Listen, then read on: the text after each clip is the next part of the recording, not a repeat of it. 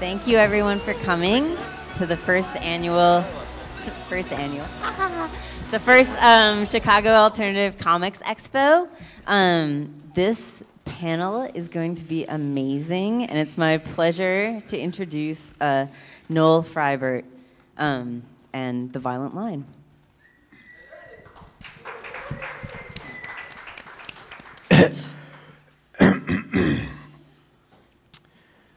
You disgusting being. You slithering weasel. You disgrace me. Why did you come here? You've already shamed your family this week, and now this.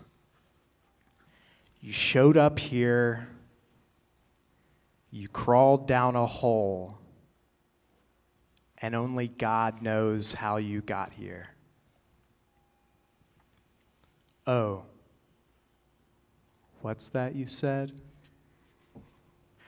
You're curious about violence? You want to hear about exploitation? You like comics? Disgusting. For your disappointment and humiliation, I've assembled here a company of guilty souls, offenders on all accounts of visual crime. Welcome, welcome, welcome to The Violent Line.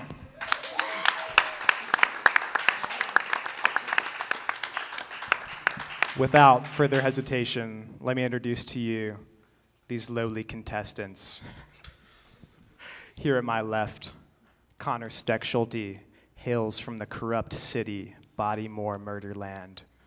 Conor is the editor of the erotic comics anthology Sock and the creator behind The Amateurs. Anya Davidson comes from this bloated hot dog city called Chicago. She was most recently featured in the 8th issue of the anthology Kramer's Ergot, and also the erotic comics anthology Sock 2. She has multiple series like Real People and School Spirits. Grant Reynolds is from this messed up windy city also. He's appeared in the anthologies Cootie Cootie, Shit Beams on the Loose, and Best American Comics.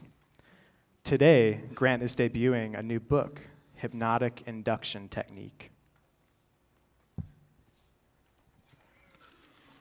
Lale Westvind is a butcher and fishmongerer from the filthy rotten apple.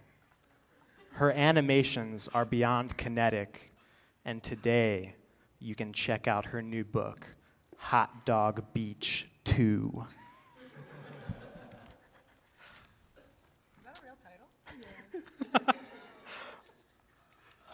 Chuck Forsman lives somewhere in the foggy abyss known as Massachusetts. He's the editor of the anthology Sundays. Also look out for his new books, The End of the Fucking World and Celebrated Summer, coming from Fantagraphics Books. Patrick Kyle is from the seedy area known as Toronto, Canada.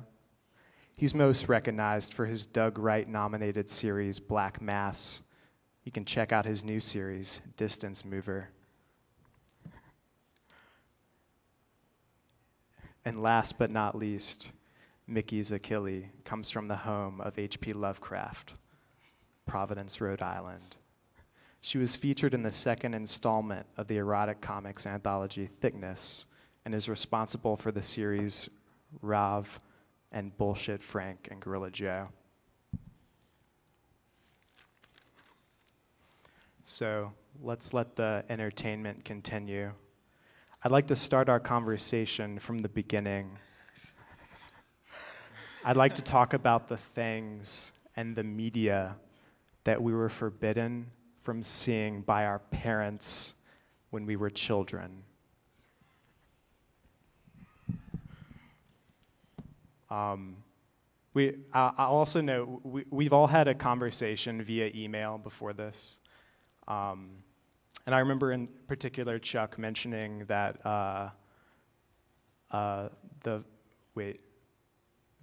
it wasn't not Friday the 13th, but Nightmare on Elm Street. Yeah. How did that affect you, not being able to watch that? Yeah. I think it turned out pretty good. That movie I remember, there's the scene with the bed, and I don't know if it's Johnny Depp, but it's like the hole in the bed opens up, and it's this fountain of blood up into the ceiling. And I think pretty soon after I witnessed that, my mom came in the room and said, "Don't, you can't watch this." So yeah, that was.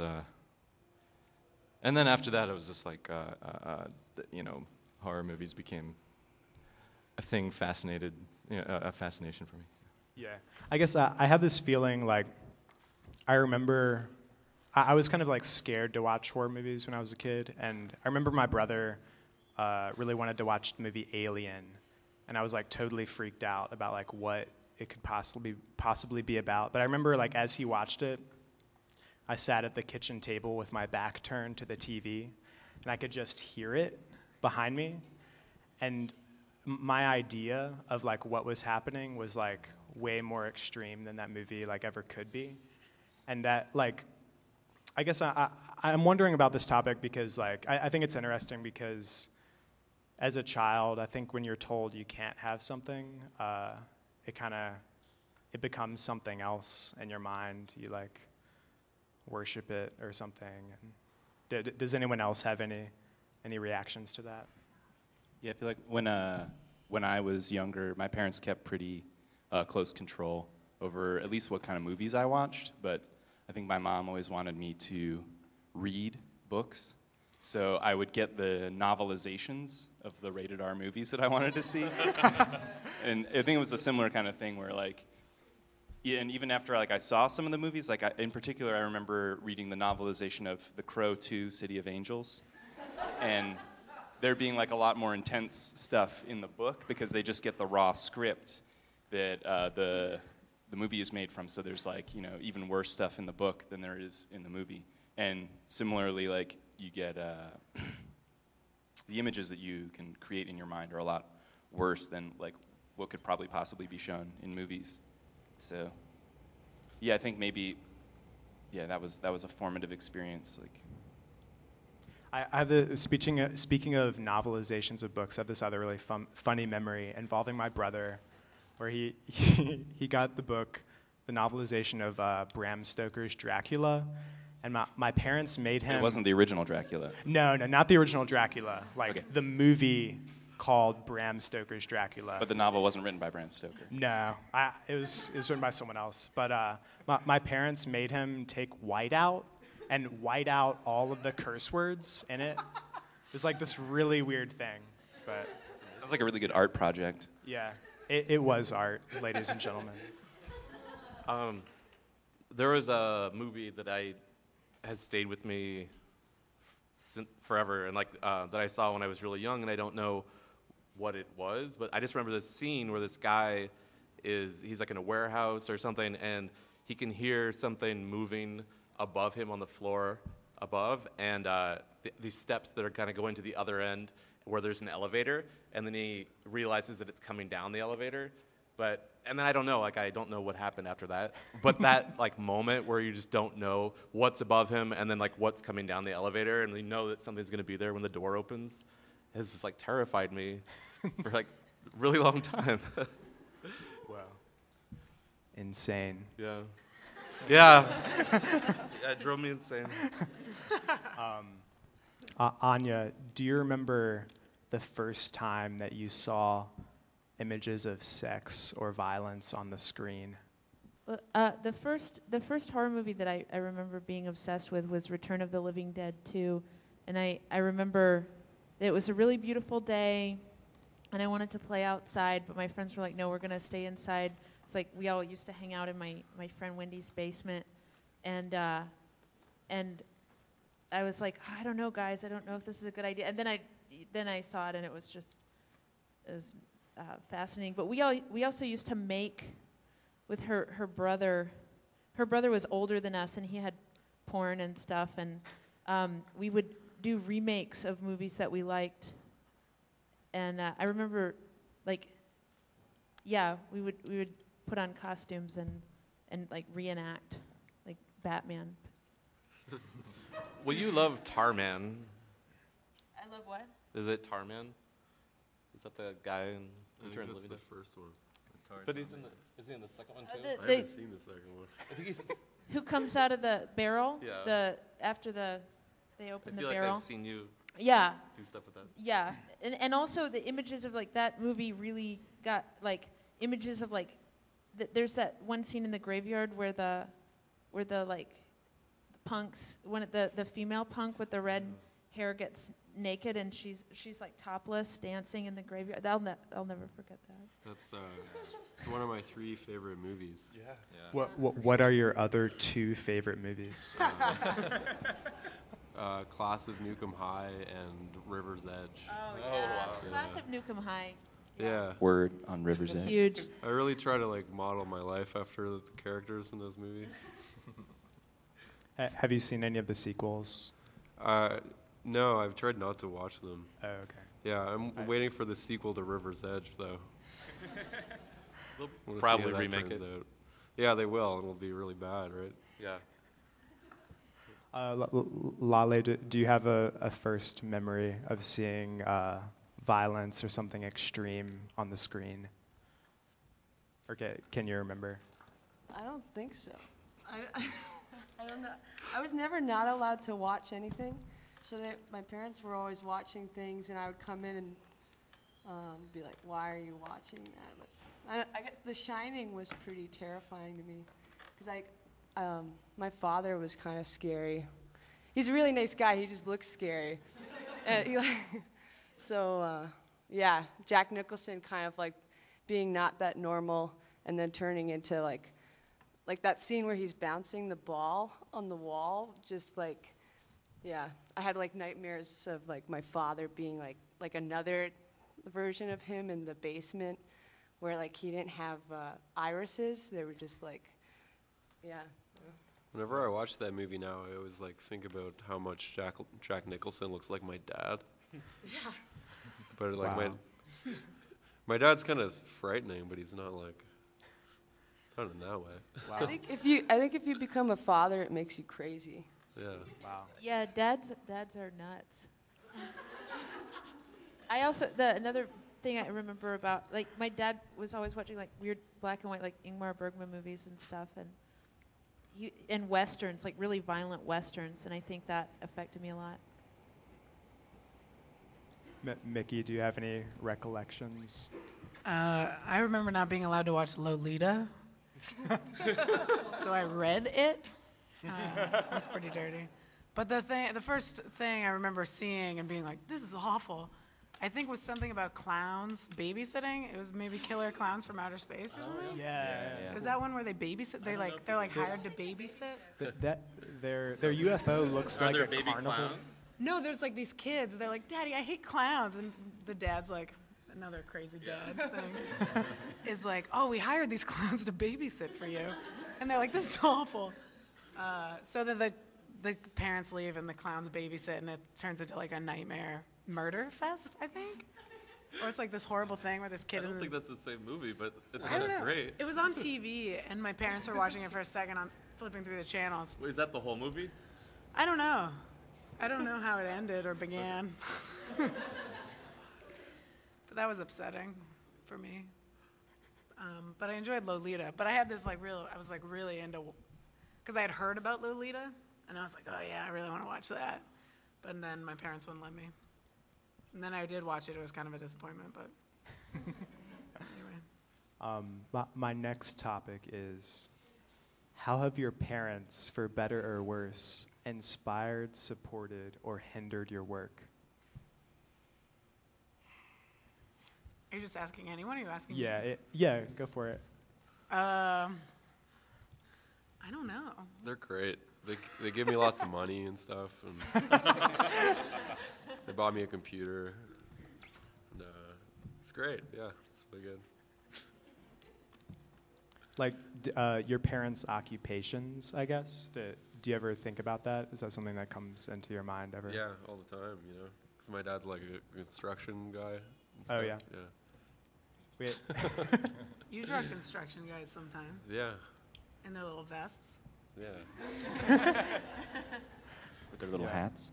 I guess I have this weird memory. Like my dad is he markets electricity, but he also on the side as his hobby has a farm. So I grew up on a farm, and I have like certain like kind of extreme memories or something from my childhood. One of them being, I guess my dad like thought it was a good idea to have us like help him butcher rabbits and then skin them, and it was kind of just like a really intense experience, or like I feel like learning about like life and death, accepting that is kind of like something that has formed like who I am or something. But I don't know. Does anyone have any similar experiences? I don't know if this was a formative experience, but it might speak to like the genetics that I inherited. But my dad's a doctor, and he works at a college. He's like the college campus doctor, and he keeps a collection of like whenever something really nasty comes in, someone has like a really horrible skin rash, or like gets poked in the eye and their eye is all bloody, or whatever. Like he takes a picture of it, like a close-up, so you can't see like their face. And then he has like a stack, and every time I come to his office, he's like, here, and like hands me this like 3-inch stack. He's like, check it out, and it's just like the most horrible things you can imagine. And then he got like really into it to the point where he would then like go through the, like books on STDs and stuff like that, and he would take pictures with his digital camera and then print them on his little digital printer, and so those are in there too. So it's like real pictures and then pictures of gnarly stuff. And then also, like, he's recently had, like, some skin cancer removed from his face, and he had, like, this real nasty picture taken. He really likes, he took a picture of his face, like, all cut up and like, yellow.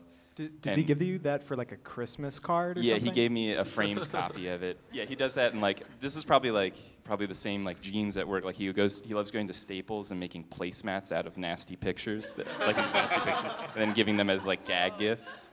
So... Amazing. Like liking the disgusting stuff and like wanting to like make lots of them and like subject other people to that. So probably that's where that one came from. Yeah. Will you inherit that? What's that? Will you inherit that? The collection? Yeah. I hope so. Okay. He probably knows that. Yeah. He probably knows I'm interested in it. He also has like a whole slideshow of like the horrible STD pictures that he takes around to the fraternities and sororities like at the beginning of the year every year, and it's just like, wear a condom. Does anyone else have any like interesting weird parent stories? Get it off your chest now. Yeah, no, I mean, I guess similarly, there was once when I don't know, I guess my dad and I were going down the road, and he must have hit like a ground squirrel or something, and so we went back to see if it was still alive, and like at the time he would like carry this gun with him everywhere, and so he was like, it was still alive, so he was like, okay, I gotta put it out of its misery, and I was kind of like watching even though I wasn't supposed to, and that was really terrifying, but Wow. that's what your thing reminded me of. Yeah. Yeah. Similar experience. My dad told me that the color green was evil. and I was like, what about trees and stuff? They're green. And he was like, not that kind of green. And so I don't think green's evil. But was he talking about weed? No, he doesn't think that's evil, I don't think. No, he means the color, really. Like, he meant, like, in terms of the energy that color gives off. Because he used to make a lot of paintings that were just primary colors. Wow. And so every time I use green, I have to think about it. What do you think about being in this green room? All these Well, yeah, I noticed that green, like, matrix thing up there. I don't know. It's like, might come down and like cube us up or something. Wow.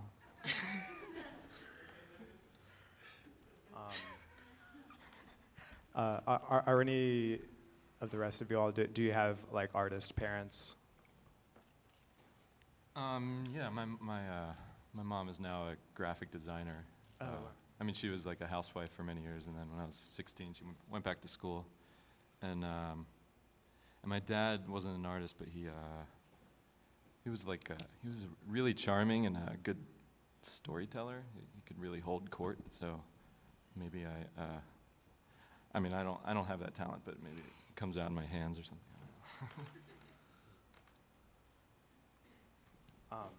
Yeah, my mom makes fabric art. She makes that's like a similar thing. It was like right around when I was like 16 or something like that. She always been like really supportive, and then I think once I was like mature or something, she like started supporting herself in like the arts or whatever, which is really cool. Yeah, and my mom also gave me $20 a week to buy comic books. Awesome. Cool. How have your parents reacted to your work? Go for it, Patrick. I see that smile. I've met your mom before, and your sister. Yeah, she was bringing me my bike.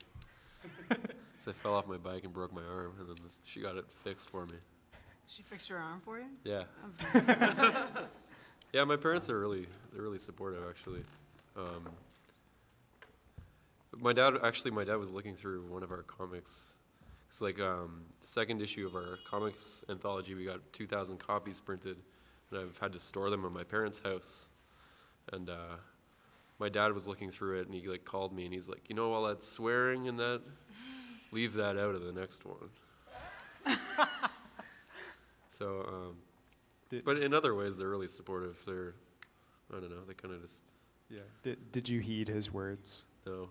I actually really, I don't know why, I really like censor myself. I like try not to use a lot of like swearing for some reason. I'm not sure. I just feel like it's really heavy-handed sometimes. Yeah. Sometimes I think swearing, it can make a character seem like more flat or something. It's like I don't know, I thought about that a lot, because like you can make people feel really bad, and like kind of like this might sound weird, but like a mainstream way to like make someone feel bad is to swear at them, but like you can do it in a much more complex way if you like try a little harder. Yeah. So I think about that a lot. It's like more fun to use made-up words sometimes. You think about complex ways of making people feel bad. Exactly.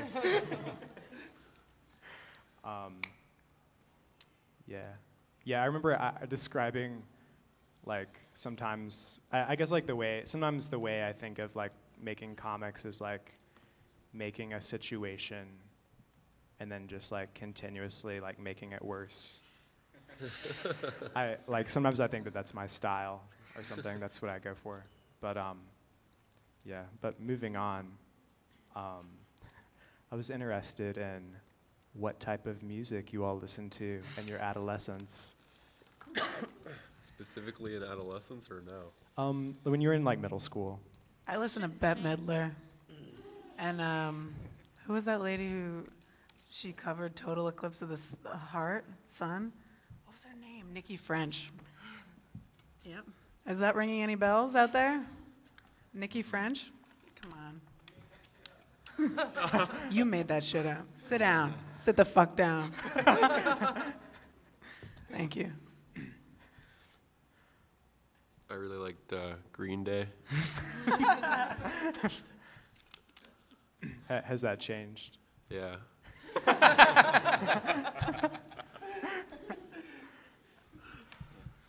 Chuck? Oh boy. I guess yeah, I was really into Nirvana, and I'm gonna admit this. My older brother was really into Fish, and I was under his sway. So he told me they were the greatest band that was ever created, and I believed him for a while. I had two tapes. It was a Beach Boys tape and I don't even know, I think it was like a best of or something. It had like surf on it. And then I had a Sonic Youth tape, and it was Dirty, that my dad got because there was a weird exhibit at the Whitney or something where they had their music videos playing, and my dad was like, "This is cool." But then later I was listening to like Slipknot and Kitty, which was terrible. I was like, they're like Slipknot, but they're girls. And then after that, I was listening to some better stuff. But it was really hard to find music, kind of like.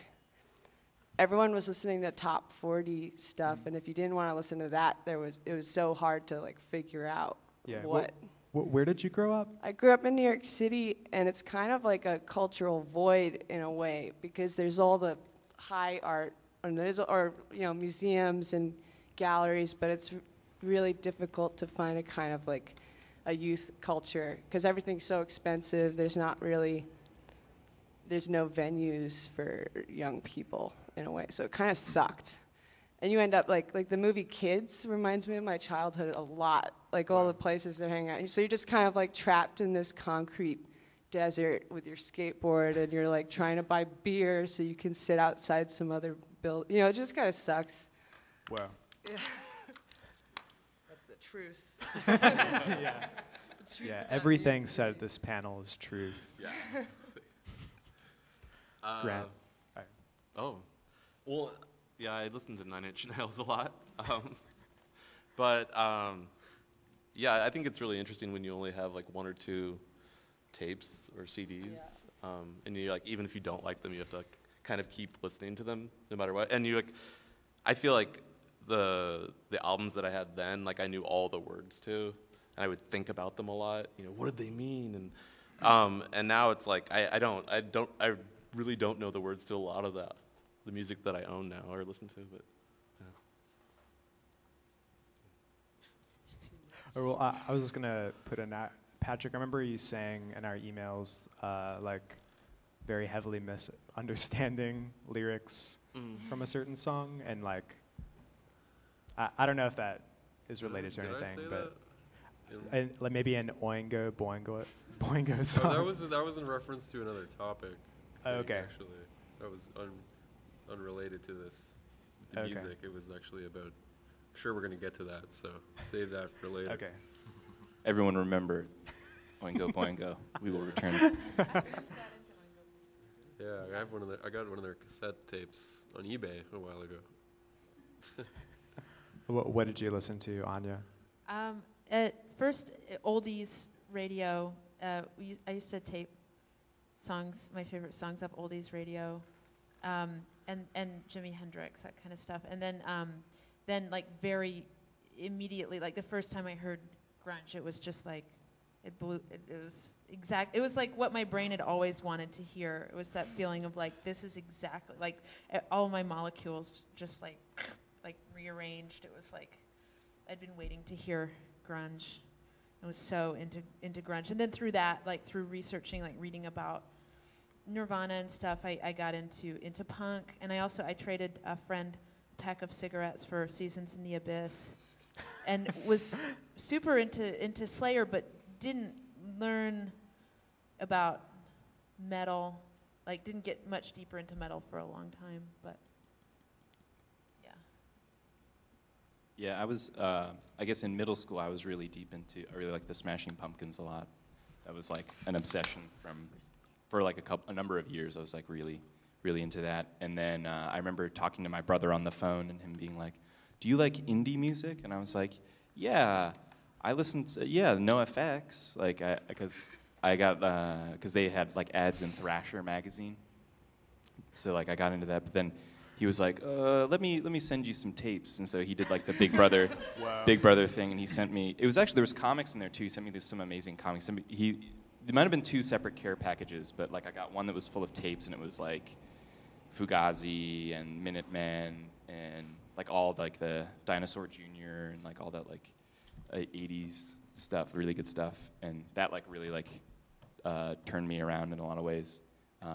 Minor Threat and Fugazi and all that. And then he sent me another care package that had old issues of Mad and Twisted Tales #1, which is hugely influential comic on me.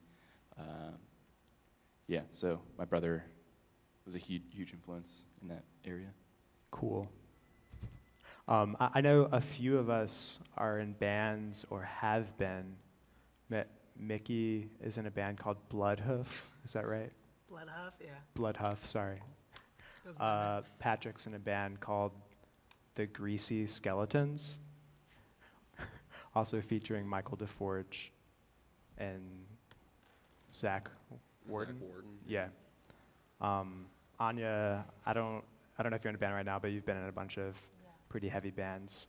I guess I was wondering how, if being in a band or like participating in music as like a social thing, how that has affected you like as an artist and as a person. Or if any of y'all, even if you weren't in a band, if you go to shows or participate in punk community.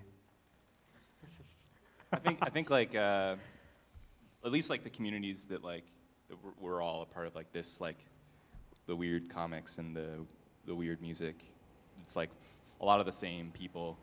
Obviously, some of us are up here and stuff. So I think like yeah, like we've met people through comics that then we like play shows with, and vice versa. So That's how I met you guys. Yeah. And Oh, true. That's how I pretty much met all of my comic. If it hadn't been for being in a band and going on tour, I wouldn't know any of my comics friends. right. True. A lot of good. I feel like mine was Connections. sort of the, sorry, No. It's just was sort of the, filling space. I'm so subservient right now. I'm sorry. Was sort of the reverse, where I just like made comics or whatever. And then one day my friend Tom, and I like went to shows, and then my friend Tom was like, "Do you play music?" And I was like, "No, I can't play music." And then I just started playing music horribly, like a couple years ago. So then I feel like comics got me into, nah, I don't really feel like comics got me into music. That's not true. But I don't know, it just wasn't. Anyway, that's all. Yeah. When did you start making comics? When did I don't know, like a while. I always made comics, Yeah. but I didn't start. When did printing you them. like start thinking of yourself as like, I am a comic book artist? I have no idea. I don't know if I even think of myself as a comic book artist now. True. Yeah, I don't know. But anytime. Well, I don't know. I don't have an answer to that question. I'm sorry. So, have any of you all had relationships like with other cartoonists? Like not, but by relationship I mean any type of relationship. And You're trying to has go that had an dirty here, effect? huh? Yeah. You mean, do we have friends who are cartoonists? Yeah. Like, Yes. Yes. how has that affected you? Or do you view yourself as like being, like, are you a part of a community or are you an outsider in a community? Or neither? In university, like I made friends with two people, Chris Kuzma and Jeanette LaPalme, and we kind of were really eager to work, and we kind of grouped together, and we would just hang out and like draw and drink beer, and I don't know, maybe I don't know whether they felt this way, but I really loved it because I was like, I'm doing it, man. I'm drawing all the time on my free time. I'm not playing Xbox or anything. It was like, it's really important to me to like have it that always like constantly in my life. Made me really satisfied. Yeah, it's like really wonderful to have. And even now, like I feel like I almost want to like have exclusively cartoonist friends. Like, is that weird? I don't know. Like, it's people like I'm like subconsciously like cutting out of my life because I would rather like think about art instead of like like smoking weed and like sitting there watching YouTube videos. So like, yeah. Yeah, I agree. I mean, yeah, I feel like I've like, yeah, I agree. I feel like, yeah, almost all my friends, like current friends, the last 5-10 years are cartoonists, and and I find it hard to talk to other people sometimes. It's I don't know. It's like I'm still friends with a lot of people I knew in high school, and they're a continuing source of inspiration to me because they do a lot of stupid things that I can like muse off of. But like I don't really know whether I want to be part of that anymore. It's like kind of like hard to like be like, oh yeah, I remember when we like did that thing. That was really fun. And then they're like, oh hey, have you seen this like comic book? And they're like, oh, what are you talking about? Like, so I don't know. It's like kind of hard to like. Yes. Anyway, I like having cartoonist friends. Yeah, it's great. Cool. I remember, I think, Mickey, when I first met you, I think you were roommates with Brian Chippendale, maybe? I don't think I was his roommate. I was never his roommate. Oh. When did you first meet me? It was a few years ago. I remember him, like, maybe you lived in the same building. He lived across the street from me, kind of. Okay, weird. Yeah. That was We not weren't true. roommates.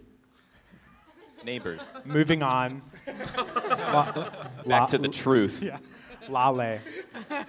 Do you have friends? I was like really hoping you wouldn't ask me. I keep going back to Chicago because I have friends who make comics here, but I don't really know anyone in New York, which is, I guess I'm like stupid or something about that. You should just move to Chicago. Yeah, that's what I said. Then I feel like I can't move to Chicago because I know too many people here. You should just move to Providence. Providence is really small. Yeah, but it's cozy. What about Baltimore? Do you want to move to Baltimore? Maybe. Okay. I would like a shack that could pop out of the back of my bike, and then I could just, roll. Cool. Grant, do you have any comments about community? Well, I don't think Community, that I'm go. consciously trying to like decide that my friends are all artists or musicians, but it just sort of happens that way. Yeah. But I don't stop being friends with people Yeah, because they're I'm also not coming to artists. terms with the fact that I'm a really bad person. I've been thinking about that a lot lately. Yeah, in case you all are wondering, Grant is a much nicer person than Patrick. And so, Anya, what do you think about community?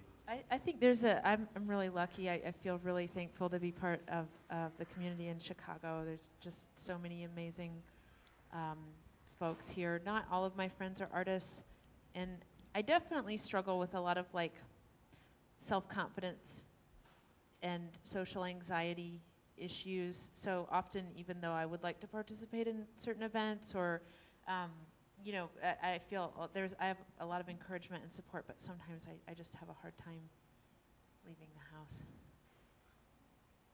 I feel that. And I'm worried. One thing that really worries me is that people will perceive that as that I'm being like, that I think I'm like too cool for an event or something like, oh, why isn't Anya here? Oh, she like thinks she's better than whatever. But it's pretty much the opposite. So. Was Carl Worsam one of your teachers? Is that right? What was that like? I didn't know what the fuck I was doing ever in college, and so I don't think I took full advantage of the opportunity that I had with him. Like, I really looked up to him as an artist. I thought he was an incredible artist, but I was so confused about what I wanted to do. It wasn't until a little bit later, like I had him, I think I was maybe a sophomore, but it took me so long to figure out. It wasn't until like I started drawing comics in college, but it wasn't till really even after I graduated that I knew that it was like that's what I wanted to do.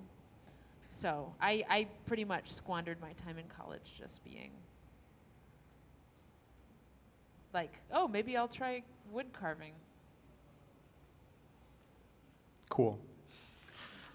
I think if it's any consolation, I think everybody is kind of like in admiration of your productivity. that, from what I've heard, everybody is just like, oh man, she gets so much shit done, and I suck. So one thing I'm wondering is like the community that you're in. It seems like we all have friends that make comics. Like, how does that affect your work in terms of like, if one of your friends is doing something, do you think you're more likely to do something similar to them, or will that change your mind and make you search for something different? Or do you even think about that? I feel like, definitely hugely influenced by like you and the rest of our buddies. And sometimes it's like, I feel like both are true, where it's like, oh, Noel's doing that, like, that's a good idea. or whatever, or being like, oh man, he did it, so got to do something different now. Yeah, I think it's a little bit of both. I feel like there's some times where it's like, oh, that's a good idea, maybe something slightly different I could do.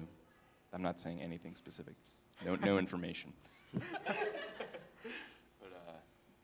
I think your comic Spirit World had like a real effect on everyone in closed caption comics. I don't know if you all have seen this comic.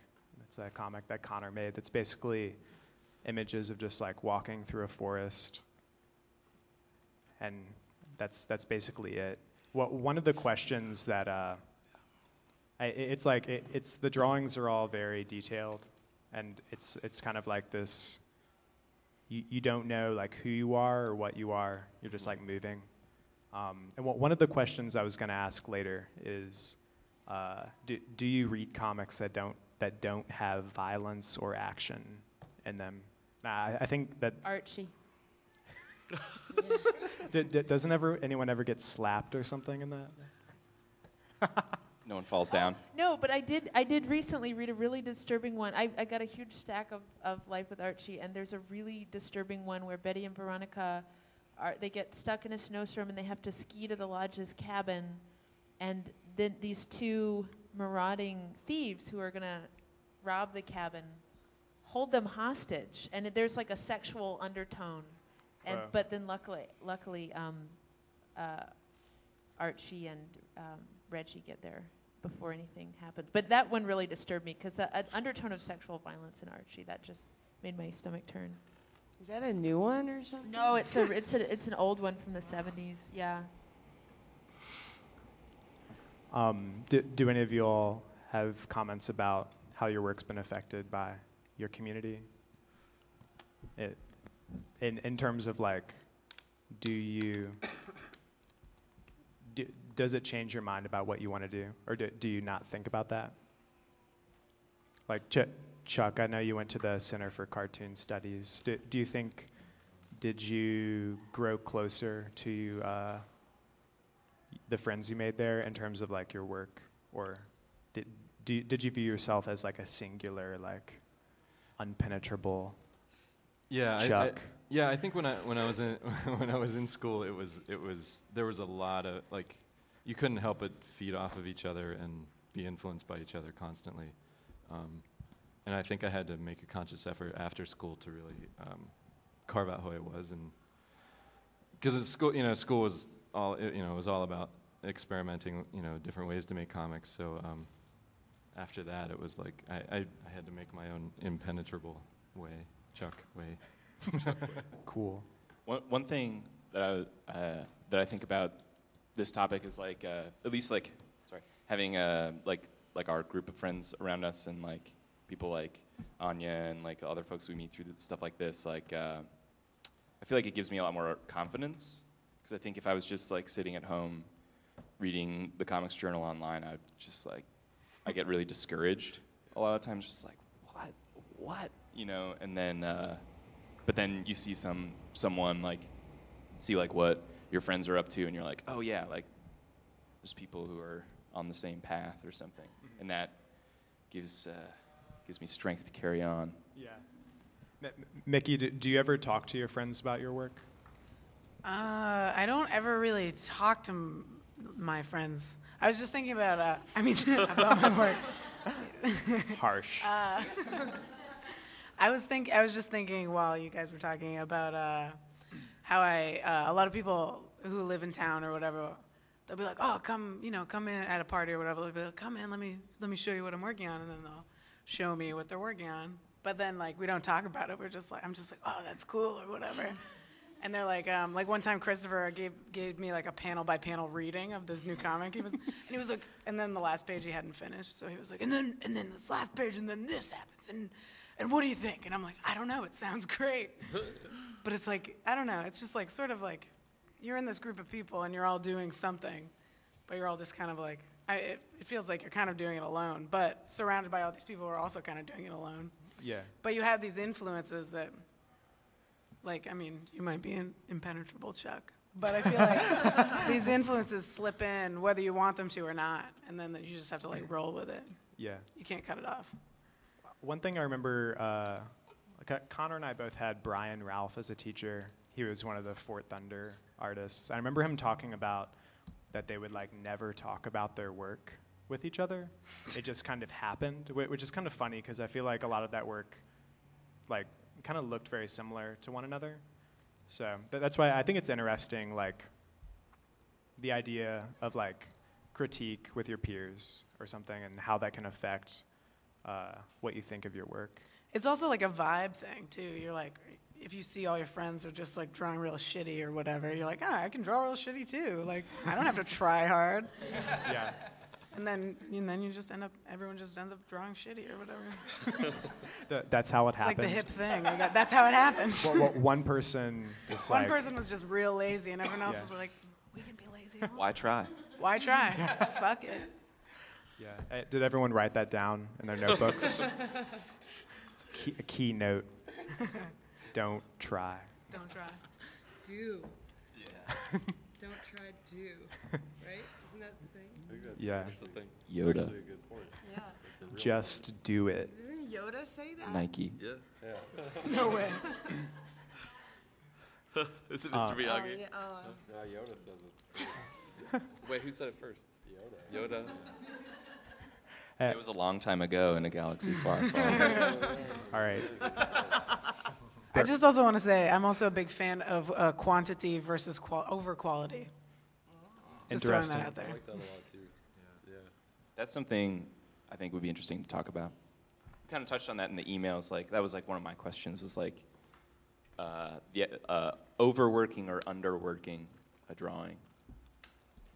Discuss. I'm trying to get to a point where, like, I wish I could have both, you know, and I sort of feel like if I, like, because all cartooning is just shorthand. I mean, I've been really into John Stanley lately. No one really gets beat up or slapped around, but there's like there's so much insane movement, and because it's all just like these quick brush marks, but they're perfect. That's what I want. I'll never have it, but like someone like John Stanley could make like thousands of perfect pages very quickly. Like that to me is what like is the penultimate. It's like achievement of cartooning is to like these perfect hieroglyphs like very quickly without thinking, and they're perfect because you've put in the work and you've studied. Like I mean Jack Kirby, it's different. John Stanley, these like very like quick like brushy marks. And then, I mean, Jack Kirby is obviously a lot more studied, but he's also someone who is producing what I think is work of great quality, like at extremely high volume. I wish I could do that. That's what I'd love to do someday, but I mean. That kind of drawing, I feel like, comes through like repetition, just like doing lots and lots and lots of drawing all the time. And like I feel like you could do drawings like over and over and over again. Like every page of my comics, sometimes I do one and then I don't. That I'm not satisfied with, and like I could draw it again, but like what's the point, really? Like, because then I could just draw it again. I could draw it again, and like that would be great to like make it. I don't know, to like master my craft or whatever. But like, I can always draw another drawing later, like a different drawing, and just like kind of like just do a drawing and then say like, okay, now don't do that in the next page. And like they can't all be really good also. Do you ever feel like I feel like the way comics are like as like a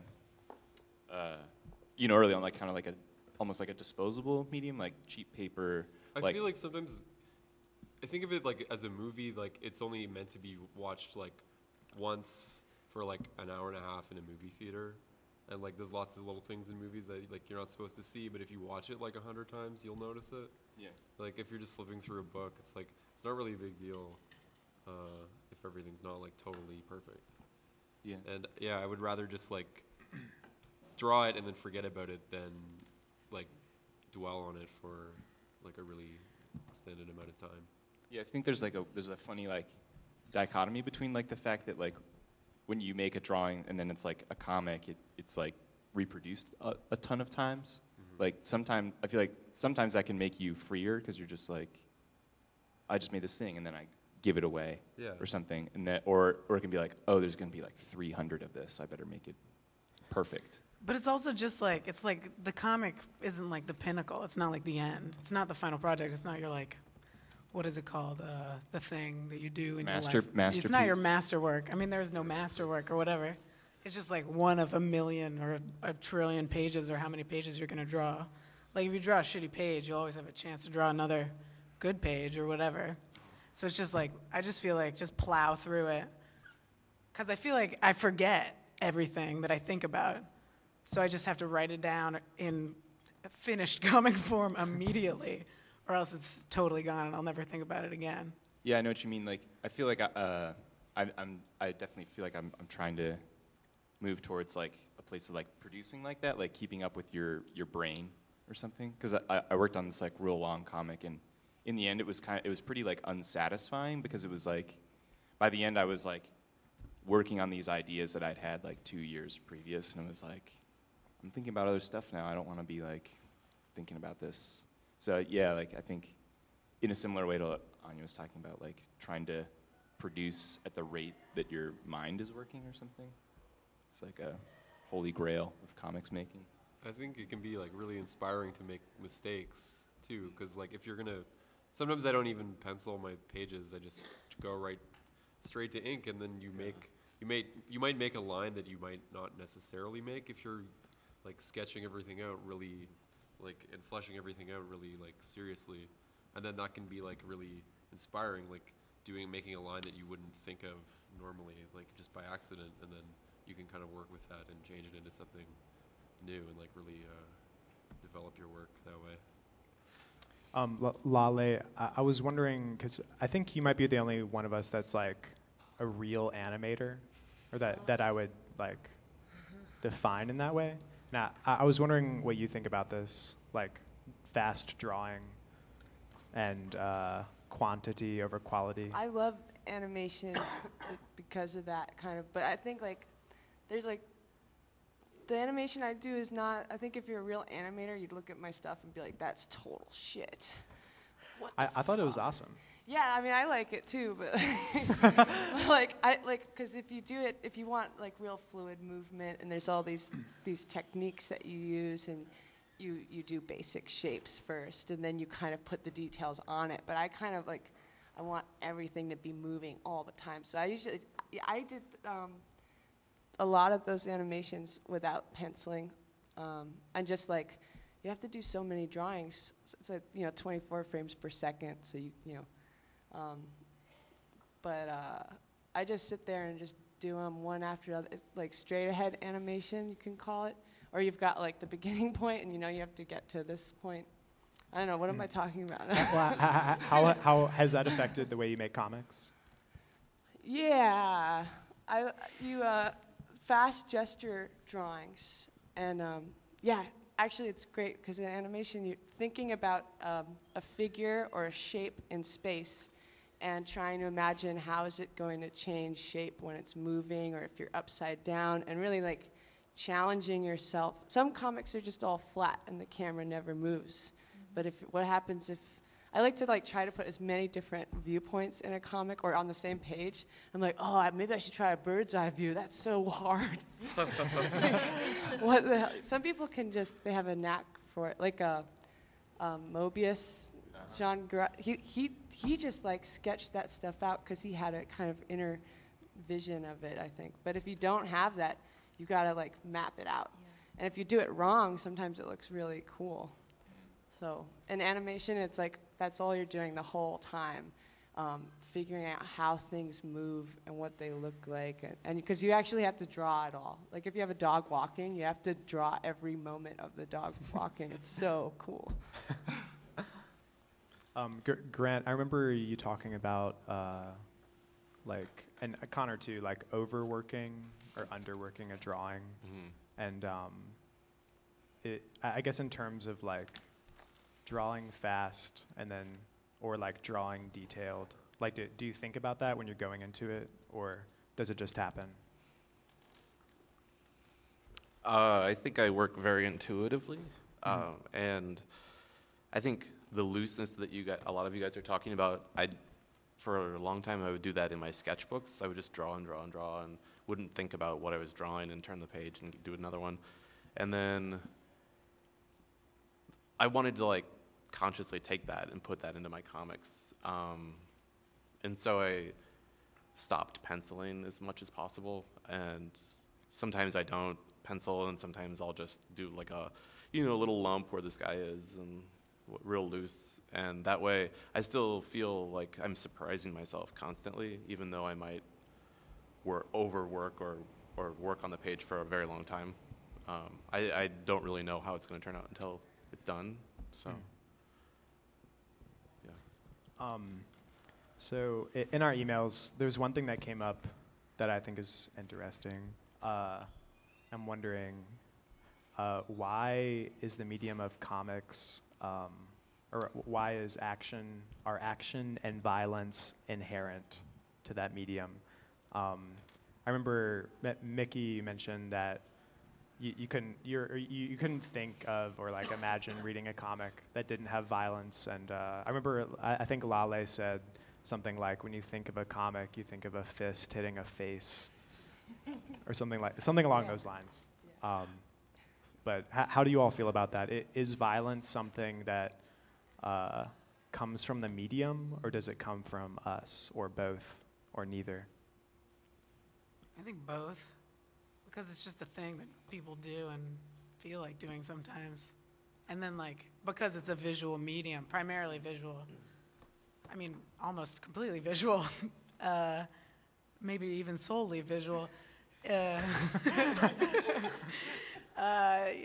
mean, it's way more exciting to draw like something happening than someone talking about something happening or like having a feeling, It's hard, I don't know. I just feel like it's easier to obviously draw action than to not draw action. Yeah, I guess one thing is like, fun, comics is like about movement, and I think Lale, maybe you mentioned that like, it's just like a violence or action. It's kind of like an easy conflict, or something. Like you have something moving, and then like what's gonna happen? Yeah, it's gonna like collide with something. Yeah. I also think the comics are like a virtual reality thing. So, I mean, I think a lot of people, if you have a bad post office experience or something, you kind of want to punch someone in the face, but you're not allowed to do that, and there'd be consequences. But in a comic, you can have people act like that, and I mean, that's how I feel like that about it. It's a virtual reality space where there are no consequences unless you put them in there, and it's all kind of like a safe space, and any effect it has is purely mental. But it also adds realism to the comic, because if you have you have these physical, you're kind of proving that they're physical within the virtual reality of the comic. It's like, here's a man, here's his face getting punched, so now you know that his face is like kind of solid, kind of soft, or whatever. So you're kind of displaying the physics of that virtual reality. Yeah. You're like showing the kinetics of it. Are things stretchy, or do they crash and break apart, or whatever? Yeah, that's totally right on. And I feel like that reminds, like, I didn't think Looney Tunes cartoons were funny until I was like a lot older. I think that's because it's like it comes from like having a real body, and like when you're a kid, you don't really know like your own limits or something like that. Like you can jump off the stairs and land on your knees, and it doesn't really hurt that much. Yeah. But like once you're like older and you feel more fragile, like seeing someone like get stretched for a mile and then like shoot off like a rubber band, it's like hilarious. I think, yeah. Can a comic or violence in a comic be as affecting as another medium like film? Or have you ever cried while reading a comic? I cried. When Anders' book about his ex passing. I think that was sort of a multimedia book, but that definitely affected me in that way. And there definitely been moments like where I've been like, oh no, like you would like at a movie, like don't go in there. Like that book Hey Wait by Jason. I don't want to spoil anything, but there's like a moment where I was just like, there's like a panel where something normal, they're just two characters, and then something happens in the next panel that's just like, fuck, and I remember saying that. I was just like, no. And that's actually what Hey Wait, that the title is a reference to that moment. Or even Brian Ralph, his zombie comics that he's been doing, Daybreak. Mm-hmm. I think that those like really pull you in, something about that, like kind of shooter game perspective. First person. Yeah. I feel like in some ways, like, the making and like reading of comics has to be like, no, that's not right. Never mind. I was gonna say like more clinical than like film or something like that. Probably the experience of reading is like a little bit more removed than seeing a film, where like a film you can kind of like think it's real life for a second, whereas like a comic like most of the time like won't trick you like that. It's kind of like gotta work harder. I don't know.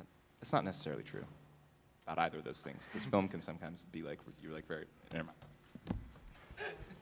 I've felt awe at the end of a comic. I've never felt like crying. I've been like, whoa, like especially Japanese comics. I think they're like long enough and engaging enough that by the end you've really like gone through this whole passage and you're like, whoa.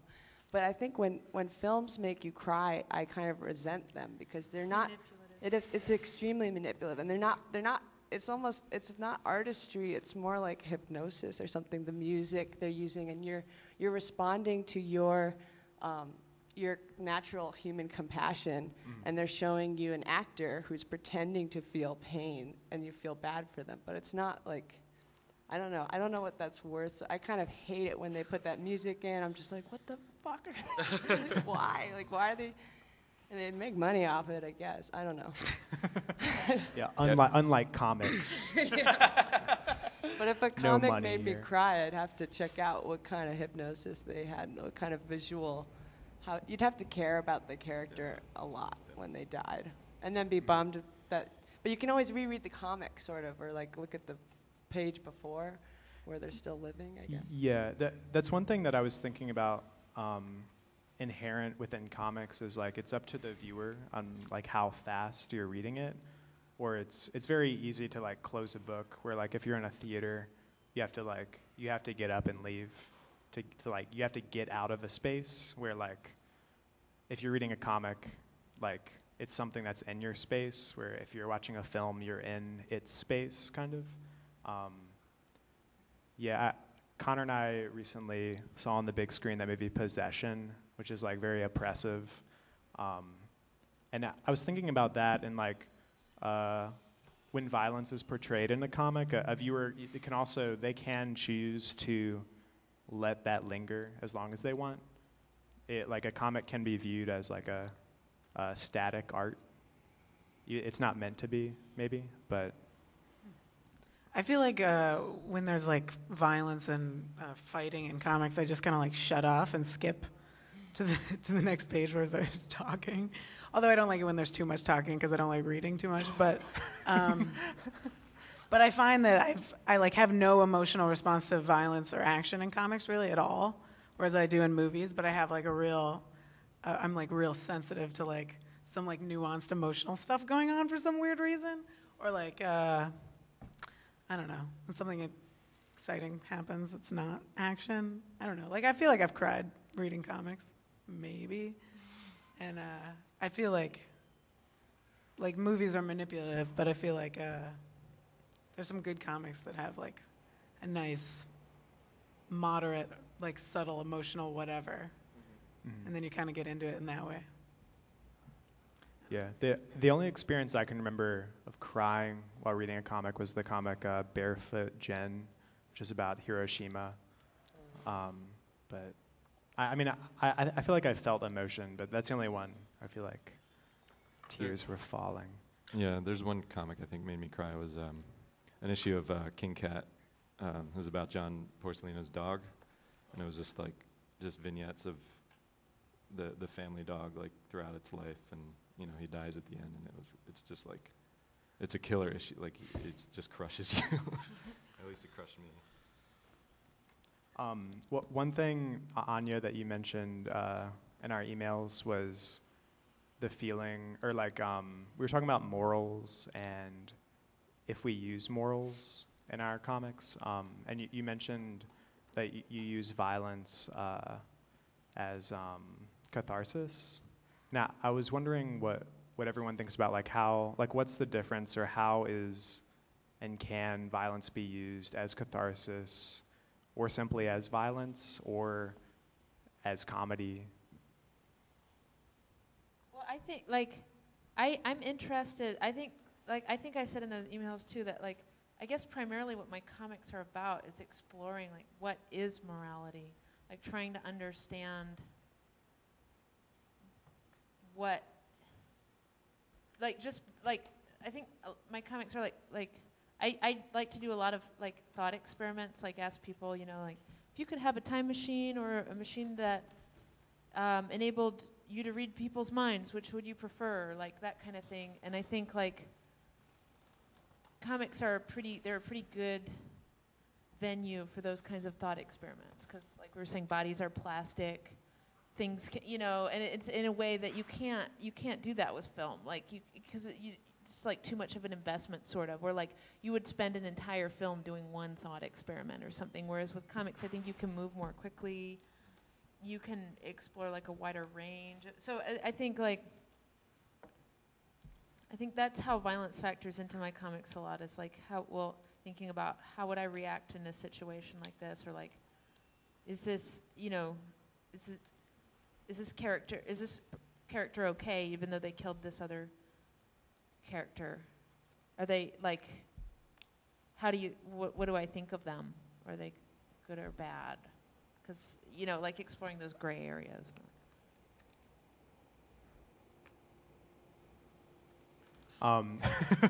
But yeah, looking right at you, Patrick.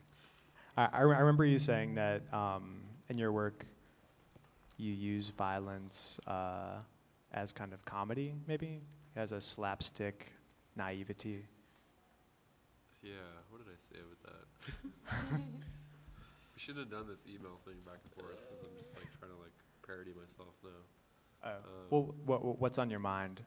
I was just thinking about like I was thinking that I had strong morals when I was making a comic, but I remember when I was making the last issue of Black Mass, I didn't want to have an ending. I didn't want to see the characters like have a happy ending or anything, so I kind of just like made this really like awful nonsense ending, because it just seemed really, I liked the kind of like nihilism of like not really having a clear ending and leaving people with like this really kind of empty feeling when they finish reading a work, because like I couldn't really see the point in like making like, it was like a story where I could have just ended it like, oh, everything's okay now, we're fine, and like everything's solved, but like it seemed like that's where I was gonna go with it, and I was like thinking like, oh yeah, that'll be funny if I do that, because it's kind of like a parody of like children's stories or like any kind of movie or anything, but yeah, I just like couldn't bring myself to do it, so the last drawing in it is like me throwing up, and it's like the end. Yeah, I just like, yeah, but yeah, it's weird how, like, I think in our email discussion, I was like, yeah, I don't use any swearing. I'm really moralistic, and generally good people win out, but actually they don't. They just stop existing, and then that's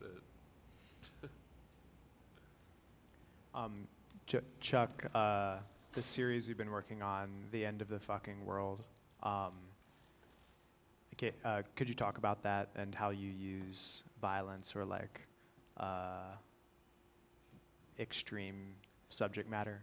Yeah, it's I mean it's a story about two teenagers that and again teenagers is a thing I think I'm kind of obsessed with in my work, and I guess the way I use violence in that, it's just teenagers can, when I was, they're frustrated people, and I think that in my life it never came out with violent tendencies, but I think it's interesting when it does, and that's sort of how I use it.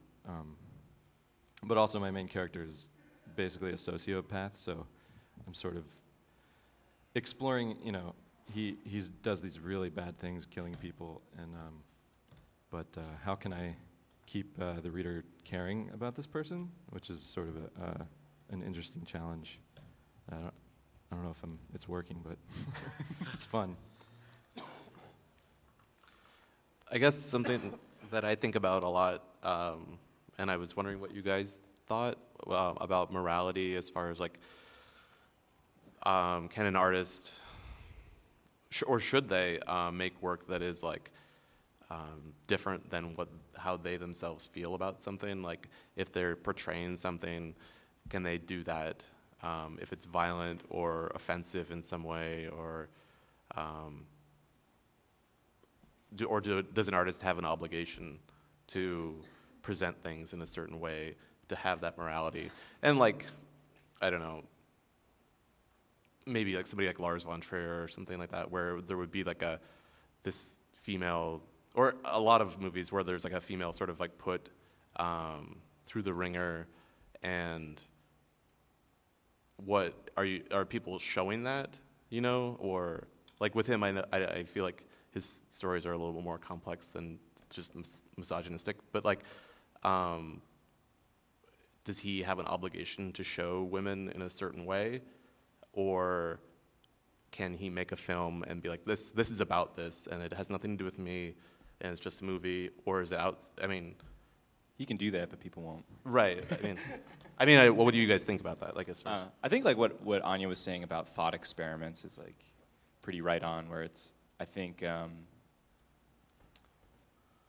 that's kind of like the role of art in a certain sense, where it's like it allows you to kind of play out scenarios in which you can try out different behavior that would be unacceptable in everyday life, and kind of see how that makes you feel, or see what conclusions come from that. And yeah, I think that it's like thought experiments. And I think that as far as like an obligation, I just think that like the strength of like a piece of art comes from like how like true that like projection is, of like what would I do, what would people do, what would happen. And if you go for something, if you ask a certain kind of question, you have a responsibility to like answer it as honestly as possible. So like if you ask like a question about like one of these big things like misogyny or something, like you have a responsibility to deal with that, like as far as that goes. And if that means like maybe like you look worse, no, like maybe you have to do that. No. Yeah, I don't feel like there's no like obvious literal obligation to do anything or complete anything to whatever fulfillment, but like, I don't know, if you're like Lars von Trier and you want to make a bunch of movies about women getting like decimated or whatever, getting put through the ringer, as you say, it's like you're saying, he has the responsibility, or he doesn't have a responsibility to do anything, but it's just telling, you know. Then now it's like, okay, we see this part of you that you're interested in, whatever, women being put through the ringer over and over again, and that's what you're interested in. So that's telling about the author in that way. If maybe that's what you were saying before. Like, now he's stuck with that. Right, exactly. Yeah, it's like... Like it's his consequence for exactly, doing what he wanted to do. Right. And, yeah, I mean, like, you may feel however you feel about him, but I feel like there is, like, a lot to learn and think about, like, with his work. And I think that's worthwhile, maybe. I don't know. Okay, go ahead, Mickey. No. Well, I was going to raise another question that was about people's perception of your work and that line blending with yourself or how you conduct yourself in society. Is there ever confusion with that? Or has that been problematic? Can you be a little more specific? Like if you made a comic that had someone killing someone, like what is, like kind of like what we were just talking about, like what does that say about you?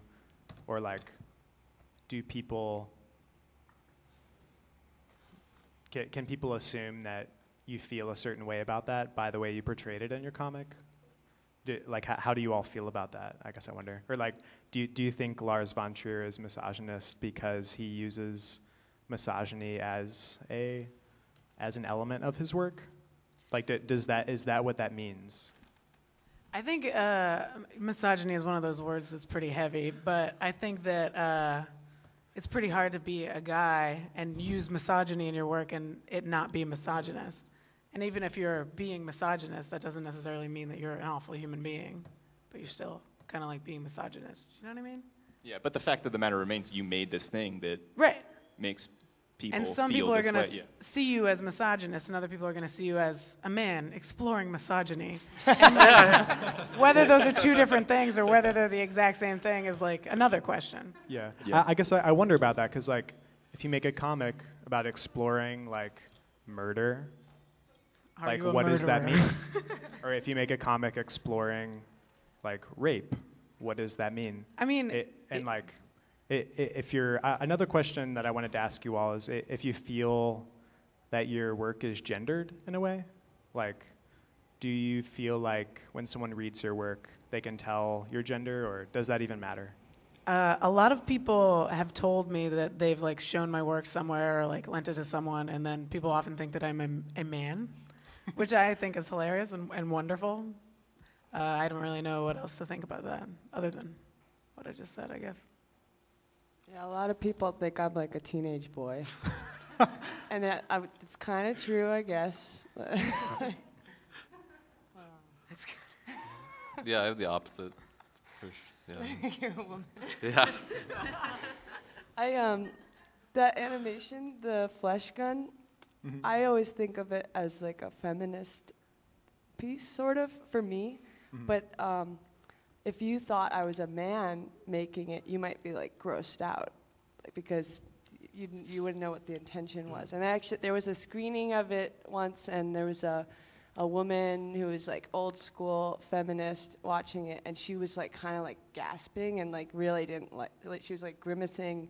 She hated it, and it was because I guess she was. This is like a whole other, I don't know, but I think she thought that a man made it, and so she saw it as like just an animation where this terrible thing was happening to this woman. But the difference for me was that I guess you have to see the animation. I don't know. The woman just like, she doesn't care that she's being attacked, and she doesn't cry, she doesn't scream. She's just like over it. She's like, whatever. Like, it doesn't faze her at all. Anyway, that's what I wanted to say about the Lars von Trier films, actually. I wouldn't have such a problem with his films if the women were getting like beaten or whatever and just like didn't care. Because when a man gets beaten in a movie, he doesn't start crying or whatever. Like, sometimes he'll just like, you know, they stop punching him and he'll like fake being knocked out, and then he'll get back up and deck them. And like, how come the females don't do that? Yeah. I haven't watched it in a while, but I feel like Dogville, Nicole Kidman's character, she's like, she is like that. She's somewhat cold. Like, there seems scenes of her like being raped or something, and she doesn't. From what I remember, she doesn't like submit or something as like a victim. And in the end, she like wastes everybody in the town. Yeah, that's how it's got to be. And that's like, yeah. well, Like that's what like something you and I were talking about earlier, where it was like, why do they, why does the woman have to like be challenged, like put through all of this to get to that certain point where she's like overcoming or something like that? Yeah. And, like why that seems to be like the cookie cutter like template. I'm really into blaxploitation, and I think like I have a similar feeling about the way women I'm really obsessed with like the women of like movies where there's like a society of women like on the moon or like on a deserted island. But I think like there's something in those exploitation movies, there's something kind of empowering. I don't know. I guess I got confused with like exploitation and empowerment. So now in my mind, like empowerment is when you go around in like a bra and like holding a bone. What kind of bone? Like just a giant Dinosaur. Yeah. Like that's really like I don't maybe that's wrong. Like empowerment is like driving a Cadillac and like wearing like a head to toe purple and like wasting someone with your cane. Sick. Like those images, like exploitation and empowerment are like inextricably linked in my mind. Yeah, when like a lot of those films were made like around the time when like those like groups of people were being sort of like empowered finally, and it was like I don't know. It's like when Russ Myers made Faster Pussycat Kill Kill, and all these women were like, "Oh, this movie's awesome," and he's like, "I don't understand." Like he just like couldn't get it, and then he was like, "Well, they've got those nice big tits," and I'm really into that. But he like he couldn't see why it was empowering. To him, it was funny. But a lot of his films are like great. He has a blaxploitation film called White Snake. Maybe it's called Black Snake. Something. Either White one of those. Snake's the band. It's really upsetting though. Yeah, but he never set out to make something empowering, but I think it is. I was a little bummed that they don't win out in the end. You've seen that. Yeah, I feel like I'm bringing up this subject because a few years ago, this comic reviewer, Sean T. Collins, he reviewed one of my comics that it had animal violence in it, and I feel like his reaction was moral or something, or he read it as like I was showing animals being tortured because I agree with that. So I wonder, or like kind of like throwing me like a moral thing, like how could you show a young boy like torturing these animals and then I don't know, that kind of a read. So I wonder, like, is this something that you all think about? Is that, and how does that affect your work, or like what you will do? What are your limits? I don't worry about people I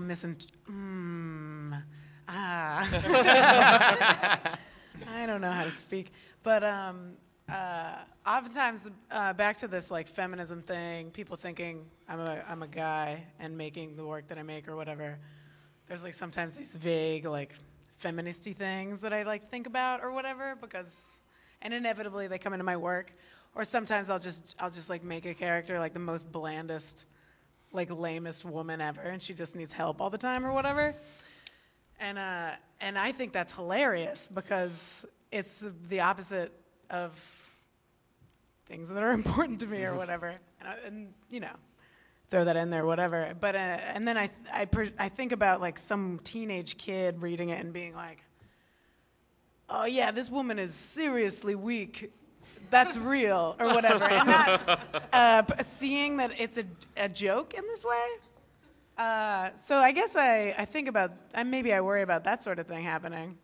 But it's like so vague and stupid and layered that maybe it doesn't even matter. Well, that's like that obligation thing I was talking about. Right. Chuck, like the situations in the end of the fucking world, do you think about how people interpret that, or does it even matter?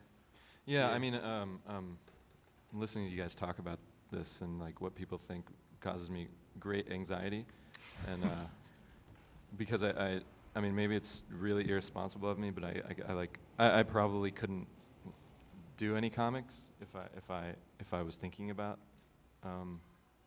like overly thinking about like what everyone is going to think of it, which like used to stop me a lot. Like I would be like, man, I don't want my mom to see this stuff,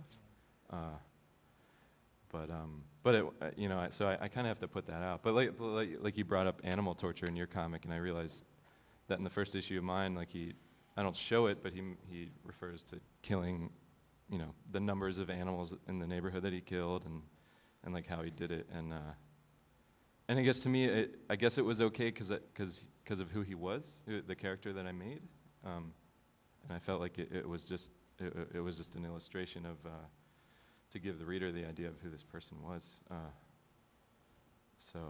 But yeah. I actually think that comic of yours is extremely moral and very sensitive, because you're kind of like, you were trying to explain that person. You're not, like I know you don't get the feeling that he's a bad guy, and he does these things because he's bad. It's more like he has something going on inside, that he's struggling with. So it's actually very, very moral, very human, kind of. Oh, good. Yeah, I feel like that is like what I look for, or like strive for in like art as an experience. It's like finding that like way into like maybe someone who I would like hate, in real life, like figuring out what's like going on. Yeah. That like figuring out like where we overlap. I think that's like a really, really important thing to like go for. And yeah. I don't know. Yeah. But it's like regardless of like the humanity or whatever from one situation to the next that you're drawing or whatever, be it really violent or really nice, it's still like it's all just you. It's what you're making, and because you can't create beyond yourself. Right. It's like what you're thinking about, what you don't realize you're thinking about, what you see, what you do, how you behave, how you think someone would respond. It's like just you. You're like supplying it all. I mean, that's all, yeah, because you can't. Nothing else can supply it but yourself. Right. Do you know what I mean? That's stupid to say. No. What kind of headspace do you all get into when you're working on a comic? This is something I was going to mention earlier. Like, I think like early on, like in making comics, like the first issue of closed caption comics we put out, I think we all had pseudonyms. Oh, yeah. And I think like the first couple comics I put out under pseudonyms, and I think that's like a really effective thing to like just like get you to make something, and to like maybe ignore that thing that we've been talking about of like, what will people think of me when they read my name on the cover of this comic, or these things are happening? Like, just be like, oh no, they don't know it's me, like it's a secret. And I think I've used that tool to like get myself to, I don't know, just make something that's like more interesting to work on. Just be like, oh yeah, like no one will see this, or like I'll do this, like I'll say I found this on the street. But then by the end of making it, I'm like, oh, okay, I can put my like name on this or something. I think, yeah. Yeah. I really try not to think about what I'm doing when I'm working. I try to like just leave the room like mentally, and kind of just let whatever comes out come out. I feel like that really works, and that's like, because if I don't do that, if I'm really focusing on what I'm doing, it's really hard to do it. So yeah, I feel like it's really important for me to kind of just leave and just sit there, not physically leave, but.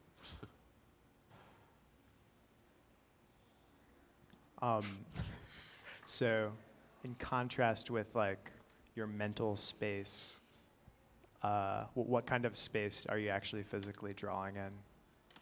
Like, what's my studio like? Yeah. It's like, I recently like painted all the walls white in my room, and Wow. like took down all of my posters because I wanted to just like I don't know what I was thinking. I was Purify. like, I'm like, I hate everything. Take all this away. Yeah. So sometimes I think about that, actually, like intentionally, like barely hang anything on the walls in my room, because I feel like it becomes this like overbearing influence, or I kind of like, when I see something that much, my mind begins to read it as my own, or something, which is something that I don't necessarily like want to be influenced. It can by be really certain things. like debilitating sometimes. Yeah, I actually recently just put up one of your prints like right in front of my desk, and I really have to take it down. Yeah, 'Cause take it down. Yeah, I'm going to.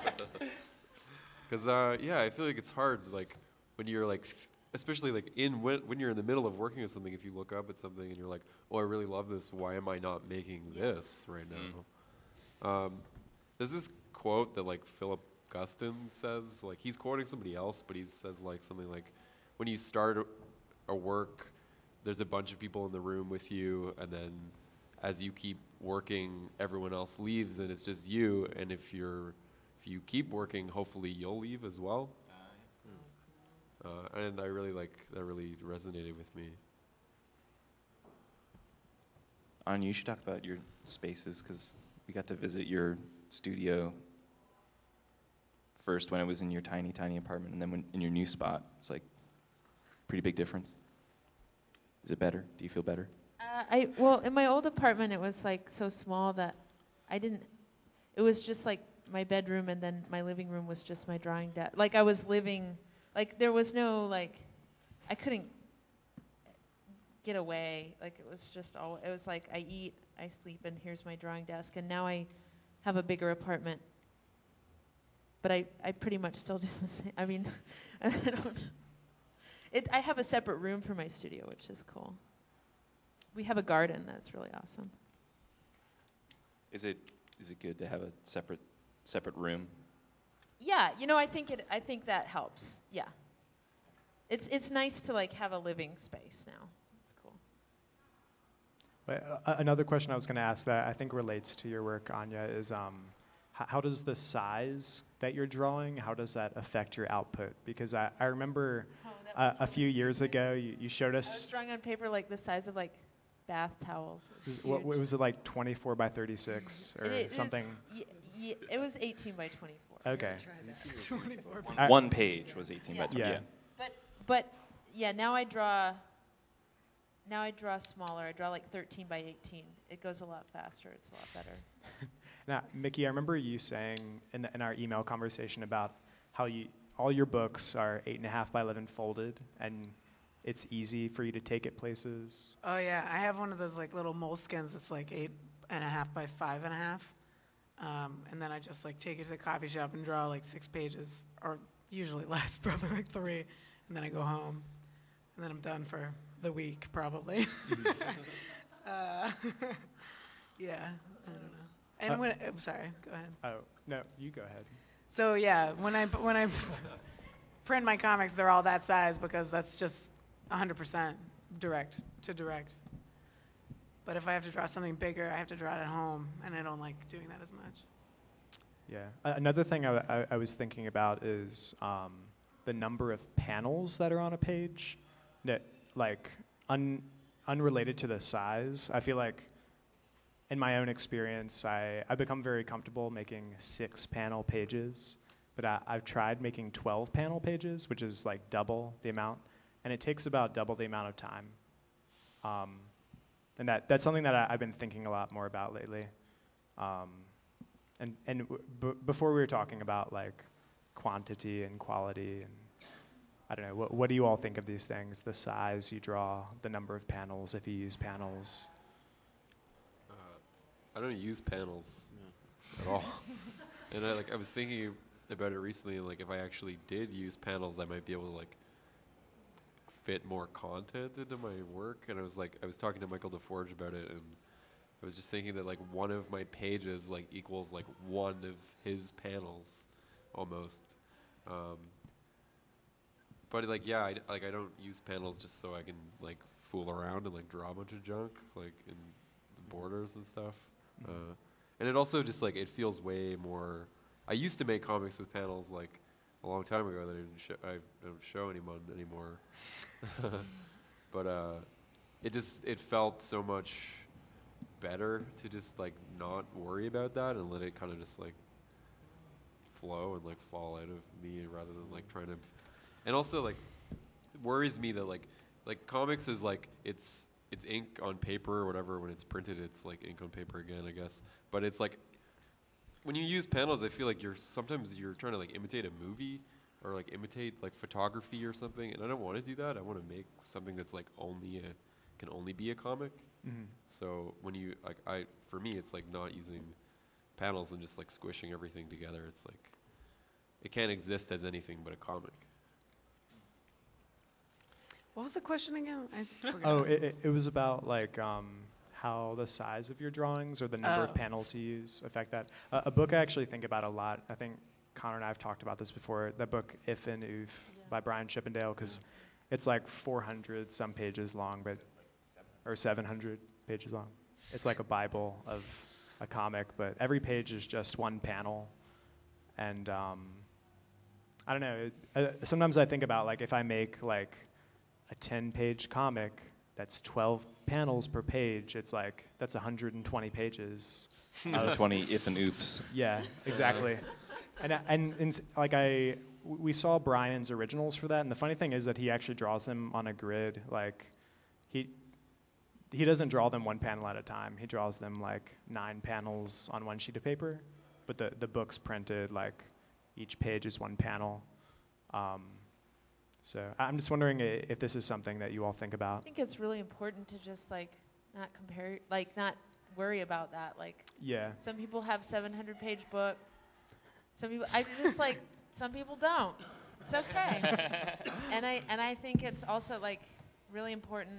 It's just, I think it depends on what kind of story you have to tell, and like let that dictate how many panels and like let the story. That's why I love comics, because the story dictates the form, and it to me like, so I don't have to worry about that. Like, the story tells me how it needs to be.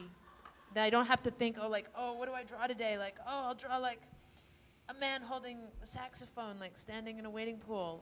Like, that question is over for me, thanks to, like, I'm in just like working in service of a story. Right. I never have to worry about what to draw or how to draw it anymore. I don't know if this is like this for anybody else, but I feel like when there's one panel or one drawing on a page, it slows you down as a reader for some reason. You sort of concentrate on that image and then turn the page, rather than maybe like just zipping through the panels. In some ways, though, like I feel like that can also speed you up. Like lowering the number of panels will like make you read faster. Because like if you spend a lot more time like looking at a spread that's like 24 panels, you know. Right. I guess it depends on the reader. Yeah. Are there any other thoughts? I have one more topic of discussion before the end. Any more thoughts on size? Yeah, I could talk about panels. I got some about panels. Yeah. Spill it! I've got something to say. Yeah, for me, panels and grid, it's becoming less and less the case for me. But when I start a project, I have to set up rules to even get anywhere, because I get really. It's easy for me to get overwhelmed if there's too many decisions. So I can't just like start with. I can't just grab any size piece of paper and just start drawing. Like I need to decide on the grid, and I need to decide on the page size and how it relates to it being printed. And I used to be like the last book I did, it was like a 12 panel grid, and I rarely strayed from that. And but now on my new project, I feel like I have like 2 or 3 grids, but I find as I go, I'm able to break those rules more. And like Anya said, it's starting to, the story is sort of taking over that, and so the grid is becoming less and less important to me, and I can, depending on how fast or slow things need to go, or if I want a really dense feeling, I'll add a ton of panels. And but yeah, panels. Yeah, I feel similarly. It's like you got to kind of like narrow the amount of choices you have to make like at one moment. Like you were saying, like knowing what to draw on any given day. It's like if you like sketch out what the story's going to be, then you know like where you're starting from. You're not just like, which is maybe like what some of you folks do. But yeah, I'm with like Chuck, and like I can't. There's just like too much that has to like be decided in the moment. I need to like take care of some of that ahead of time. But then yeah, I feel like every project, like I'm like, oh yeah, I found this way of working. It's really great. And then I'm like, next one, just same thing. And you're like, nope, got to square one again. Got a whole new thing. So, yeah. The last topic I wanted to bring up for us to discuss was, I guess I'm kind of generalizing all of us, but I'm going to say that we're the same generation. So, what brought us here? And where are we going? We're all going to settle down and have kids. It's going to be great. Going straight to hell. If things were good, we'd be going to space. But they fucked that all up. So bummer. Yeah. Well, what's a defining thing of our generation? I know we talked about the internet. We talked about the internet, everyone. It's been talked about the internet. Let's move on. Facebook, definitely. Yo. Changed my life. Definitely Mickey, Twitter. I'm so over the internet. Mickey, could you talk about Twitter? Oh, God. Fuck. I don't want to talk about Twitter. Okay. Not here. Right. Not She'll now. tweet about it later. Do you yeah, tweet? she's going to tweet about this later. Oh, my God. I'm going to tweet myself to death is what's going to happen. There's some guy from Providence who has comics that he makes with kids out there. I just met him today, but one of the kids put an iPhone in a comic for like a panel. There was a discussion between the two characters happening on the iPhone, and that's how it was shown. And then there was like an arrow saying like who the right-sided character was and who the left side was. That's funny because like the iPhone like interface, it's like a comic. Yeah. It's like word bubbles. Are you talking about Walker, who does the Whoa. Providence Comics Consortium? I think so. Cool. Just checking. Yeah. Like, has the internet affected how you all work? Of course. It stops me from doing a lot of important things. It's destroyed my attention span for anything. Yeah. I can't sit through anything. I hardly have a brain anymore. I don't even. Yeah, it's Yeah. like I can't really. Like, in all honesty, it's like really hard for me to pay attention to something for like. Well, yeah, like an extended amount of time. Like I can't watch TV. I can hardly watch a movies, movie. yeah. It's like this doesn't go fast enough for me. I can't read a book. Tumblr goes as fast as I can scroll down, and like that's what I need now. Isn't that awful? Wait, what were you talking about? Wait, what'd you say? What was, whatever. Well, Sorry, I was checking my iPhone. I don't know. I think I really like to just scour the internet for images, and it doesn't matter like. Google image search. Yeah, that's Amazing. that's amazing, and I try not to even make too many decisions when I'm doing that. Just indiscriminately look for things and then put them on a Tumblr, and then go back later through 500 images and pick like 10 and be like, this is what this comic is going to be about, And I think, I don't know. I think it. In that way, I really, really like the internet. Yeah, it can definitely be used as a tool, whether it turns you into a tool or you can grasp it like a hammer. Whether you use it or it uses you. It's actually my new comic. The internet, it's my new comic. Yeah. You guys are all part of it. I thought it was Hot Dog Fiesta This too. is Lale's comic. Whoa, so we just went into Big some weird jam territory. Let's weird all go territory. home now, huh? Yeah, well, we have about 13. 13, exactly 13 minutes left. Does anyone have any questions?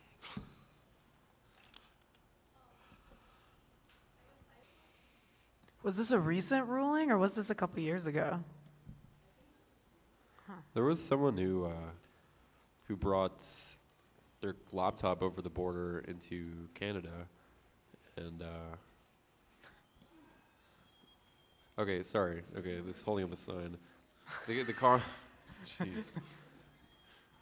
Wait, Wow. did Should we read the sign? Did everyone hear what she said? Yeah, well, I was going to ask, did you have a direct question?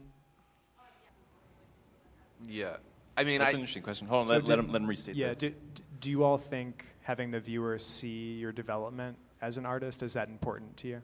I hide a lot of my like formative work, but I don't know.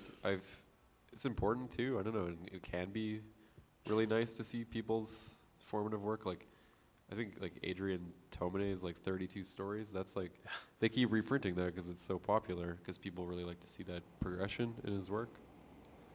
But I don't know. Like it's. Go ahead. Go ahead. You done?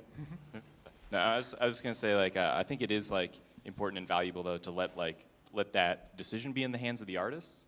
I think that's something like the internet is a little bit like rough on or something. It's like I think you can choose to reprint your old comics or not, but that should be like it's not anymore. But I think that's something that like I'd like to like hold that power or something at least while I'm alive.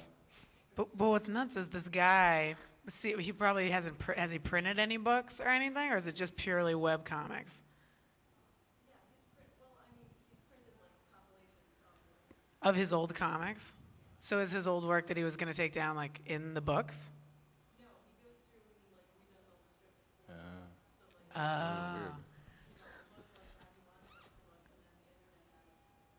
the strips. So yeah, it's like artists' desire versus like reality, and then there's like this 1984 style Ministry of Comics thing. Yeah. Sounds like Chris What? Ware. I never drew that way. I only draw this way now. That's something like I know, have thought a lot about. Because there was a moment when I was like, oh yeah, I'm gonna scan the oldest issue of CCC, and you're like, don't do that. Don't put my. I want that to disappear. Well, there are things like you said earlier, like the first issues of closed caption comics that we made, we all like, it was all anonymous, and it was more just an experiment of like putting work into the world. It was less of like being like I am an artist and like this is me. It was more of just like an experiment. So it's weird. It's weird to have those things like lingering forever or something. I think that's how I feel about it. It is important, I think. It's important for other artists to see that like their favorite artist wasn't always amazing. I think it's like it's good to know that your favorite artist like was total shit like at some time. Probably still is total shit. Could be. But I think like that's really important because as an artist, as any kind of like person in the spotlight, you kind of have to like put on this facade that you're like perfect, or you have to like project this image of like what you are. You're defined by something, and but I mean I think it's noble of certain artists to like show their early work. I think it's important as an artist to know that, to see other artists' early work before they maybe like knew what they were doing. We have a question back here. I think. Answer the repeat the question. Oh yeah. He was wondering when I or any of us decided to stop using an anonymous name and use our real name. For me personally, I think I'd probably been making comics for like for better or less, like 2 years. But I guess so. I went to art school. I didn't decide I'm just gonna make comics. I was doing all sorts of things. So at a certain point, it came to a point where I was like, I know like this is what I want. This is what I'm most interested in. It started as a hobby, or like, basically a group of us would get together and draw comics in the cafeteria late at night. And yeah, that's how the practice started out. So when I became comfortable with that, it was like when I started putting my actual name on it. Yeah.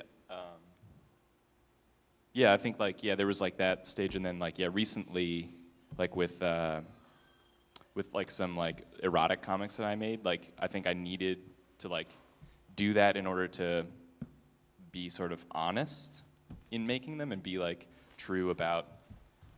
I feel like like it's important in making that kind of work to be like, yeah, this is like, I don't know, like try to get to like a true like something or a true fantasy or something like that. And I felt too vulnerable at first to be like, oh yeah, like I will say this is me. But once I had made it and thought about it and lived with it for a little while, got comfortable. I once had this weird stalker guy develop from making like crappy erotic comics when I was younger without a pseudonym. Lesson learned. I'm sorry? I said lesson learned. Oh yeah, lesson learned. But he still calls me. It's weird because he would call. First, I'd get emails from these girls. I don't know if you guys want to hear this story, but I'll make it quick. This is cool. This is interesting. Go ahead.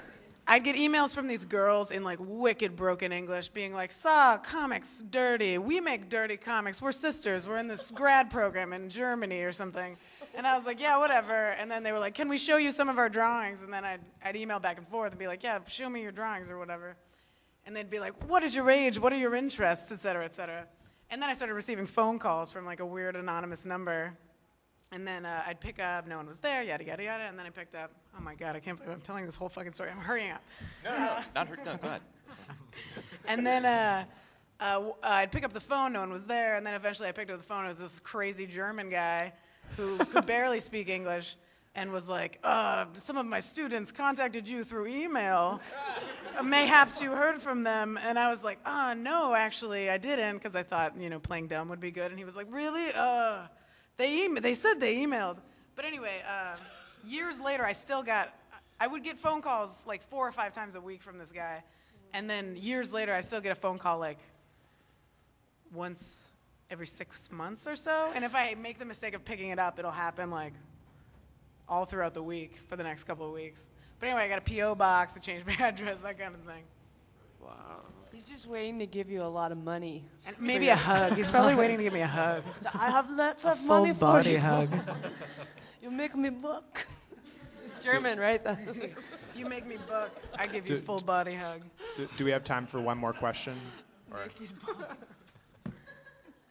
3 minutes left. one more quick question. Carrie?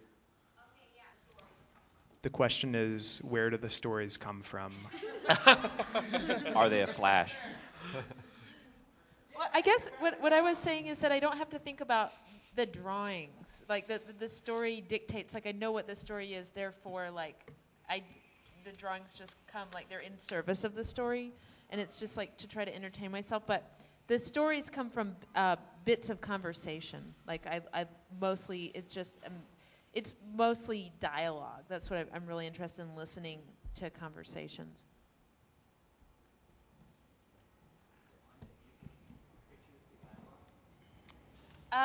Yeah. Like I'll overhear a conversation. Do you put pictures to dialogue? The question. Oh, do you put pictures to Well, dialogue? no, that's what. Do you put pictures? That's what the comic is. It's like, but the story. Well, and also mythology. I'm really interested in archetypes. I think it's pronounced archetypes.